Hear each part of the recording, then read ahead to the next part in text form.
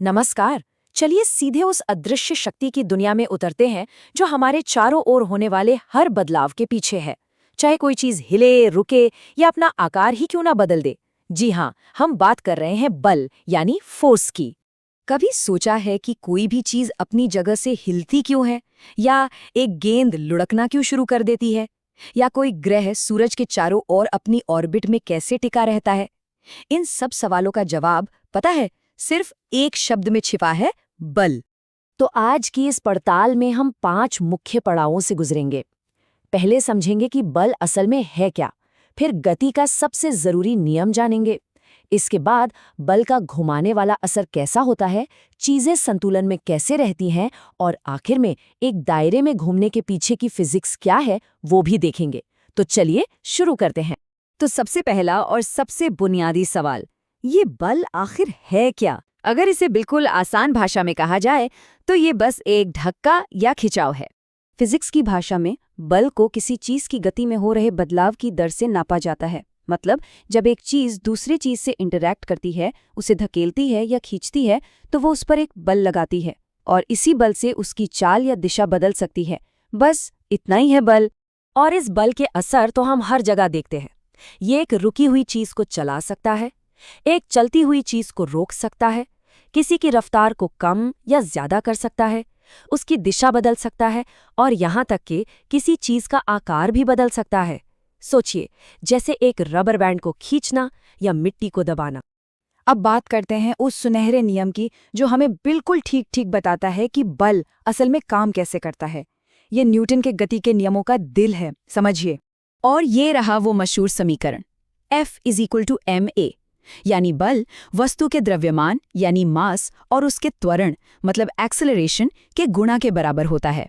इसका सीधा सा मतलब ये है कि किसी भारी चीज को हिलाने के लिए ज्यादा बल चाहिए, या किसी चीज को ज्यादा तेजी से रफ्तार देने के लिए भी ज्यादा बल चाहिए। सोचिए, एक छोटी कार को धकेलने और एक बड़े ट्रक को धकेलने में कितना फर्क है। जाहिर है, ट्रक के लिए कहीं ज्यादा दम लगाना पड़ेगा, है ना? अच्छा, अब बल को नापते कैसे हैं?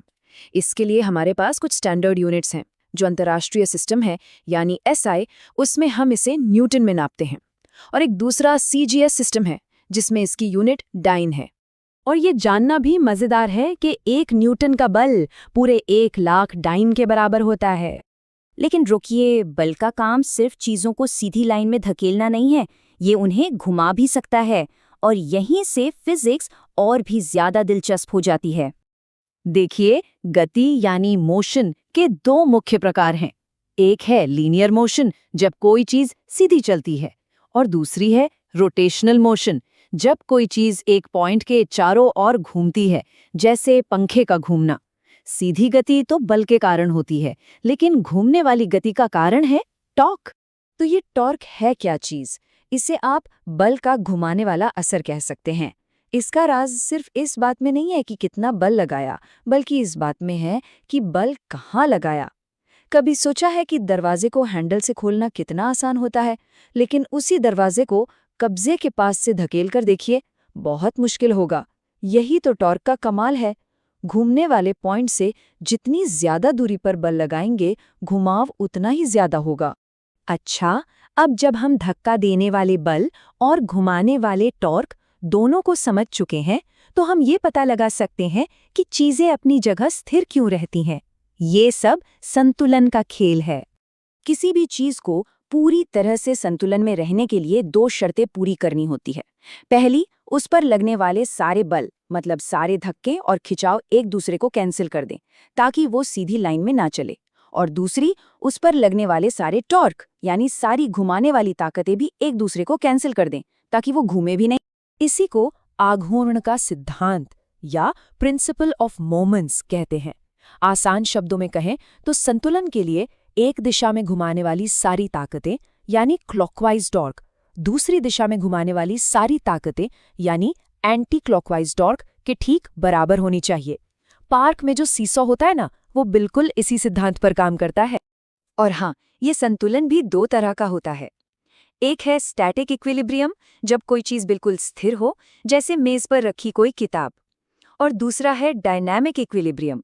जब कोई चीज एक ही रफ्तार से सीधी लाइन में चल रही हो, जैसे हाईवे पर एक कांस्टेंट स्पीड से चलती हुई कार।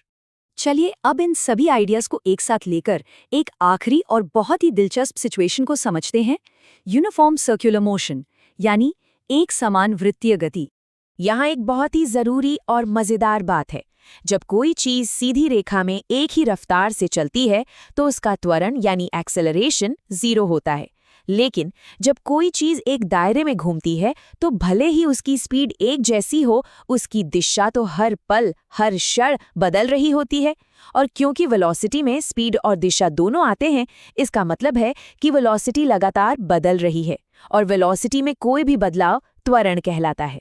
इसलिए सर्कुलर मोशन हमेशा एक त्वरित गति होती है। तो इस लगातार त्वरण के लिए एक ऐसे बल की जरूरत होती है जो उस चीज को लगातार केंद्र की ओर खींचता रहे, उसे बाहर भागने से रोके। इसी बल को अभिकेंद्रीय बल या सेंट्रिपिटल फोर्स कहते हैं।